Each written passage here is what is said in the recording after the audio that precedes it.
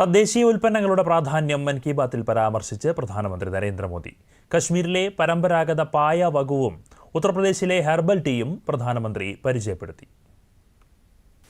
कश्मीर की पारंपरिक चटाई वगु को लेकर आज जो प्रयास हो रहे हैं उसमें इसी की झलक मिलती है। इसे सरकंडे और धान के पुआल से स्ट्रॉ से तैयार किया जाता है। इस चटाई को बनाने की परंपरा बरसों पुरानी है। इसके लिए सबसे पहले कश्मीर के दलदली इलाकों की घास और सरकंडे की कटाई की जाती है।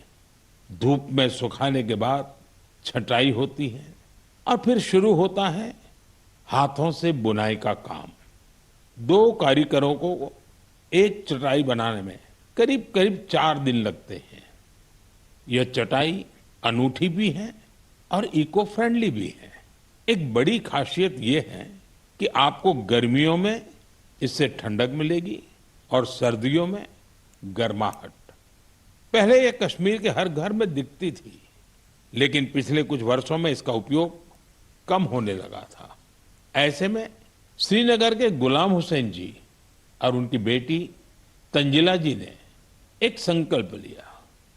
दोनों वगु क्राफ्ट की परंपरा को एक नया जीवन देने में जुट गए. കശ്മീരിലെ പരമ്പരാഗത പായയായ വകുവിന്റെ പാരമ്പര്യത്തിന് നൂറ്റാണ്ടുകൾ പഴക്കമുണ്ട്. പരിസ്ഥിതി സൗഹൃദമായ ഒരു പായ നിർമ്മിക്കാൻ 2 കരകൗശല വിദഗ്ധർക്ക് ഏകദേശം 4 ദിവസമെടുക്കും. വേനൽക്കാലത്ത് തണുപ്പും ശീതകാലത്ത് ചൂടും നൽകുന്നു എന്നതാണ് ഇതിന്റെ പ്രധാന സവിശേഷത. ശ്രീനഗറിൽ നിന്നുള്ള ഗുലാം ഹുസൈനും മകൾ തൻസിലയും വഗു നിർമ്മാണത്തിന് പുതിയ മാനം നൽകിയതായി പ്രധാനമന്ത്രി പറഞ്ഞു. ഗുലാം ഹുസൈൻ ഈ നൈപുണ്യം ജനങ്ങൾക്കിടയിൽ വ്യാപിപ്പിച്ചു. അദ്ദേഹത്തിന്റെ ദൗത്യത്തിൽ പ്രാദേശിക തലത്തിൽ സർക്കാർ പിന്തുണയും ലഭിച്ചു.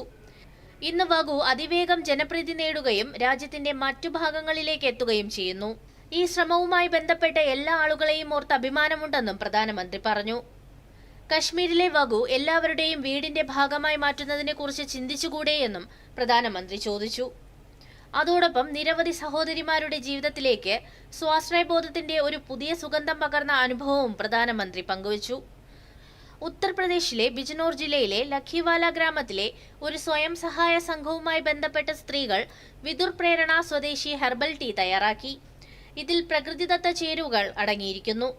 അതിന്റെ സവിശേഷമായ രുചിയും ഗുണങ്ങളും കാരണം ഈ ചായ വളരെ കുറഞ്ഞ സമയത്തിനുള്ളിൽ ജനപ്രീതി നേടിയതായി പ്രധാനമന്ത്രി പറഞ്ഞു. इसमें लेमन ग्रास, गिलोय, मुलेठी, तुलसी, कच्ची हल्दी, दालचीनी, इलायची और सौंफ जैसी प्राकृतिक सामग्रियां शामिल है। अपने अनोखे स्वाद और गुणों की वजह से इस चाय ने बहुत कम समय में लोगों के बीच खास पहचान बना ली। प्रयागराज के महाकुंभ और दिल्ली के इंटरनेशनल फूड फेस्टिवल में इस हर्बल चाय को खूब सराहना मिली. പ്രയാഗ്രാജിലെ മഹാകുംഭമേളയിലും ഡൽഹിയിലെ അന്താരാഷ്ട്ര ഭക്ഷ്യമേളയിലും ഹെർബൽ ടീ വ്യാപക പ്രശംസ നേടി.